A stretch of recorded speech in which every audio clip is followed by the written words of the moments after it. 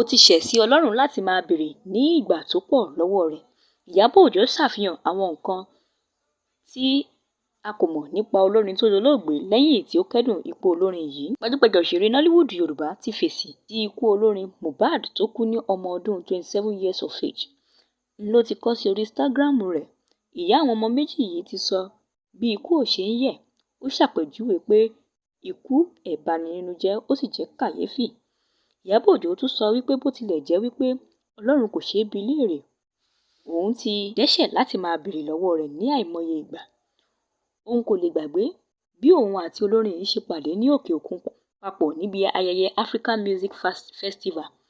Ìyábọ̀ ṣe àpèjúwe olórin yìí, ó sọ wípé ó tutù bí àdàbà, ó ní ẹ̀mí ìrẹ̀lẹ̀, ó dẹ̀ tún jẹ́ ọlọ́yàyà ènìyàn.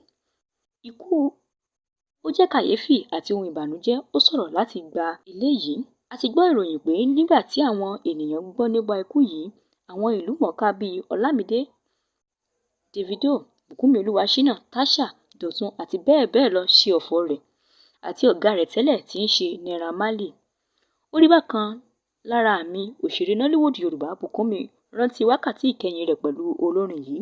Ó sọ wípé olórin yìí tẹ àtẹ̀ránṣẹ́ sí òun, ó sì ti wà ní ibi tó dáa báyìí. On Air personality Dọ̀tun sọ bí òun àti olórin yìí ṣe jọ lọ sí ibi àjọyọ̀ kan ní kòpẹ́ yìí, tí wọ́n sì rẹ́rìn-ín sí ara wọn láì mọ̀ pé ìgbà ìkẹyìn tí òun yóò rí nìyẹn.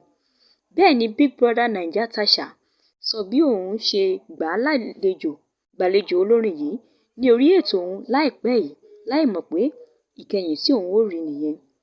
Adẹ́rìn-ín-pòṣónú Cute Abiola sọ ìgbà ìkẹyìn pẹ̀lú olórin yìí. Ó sọ wípé àwọn jọ wà papọ̀ gidi gan ni, tó sì ń gbèrò àti ra Range Rover kí ikú òjijì yìí tó dé. Ó sì ṣe ìrántí àwọn ohun tí wọ́n jọ sọ.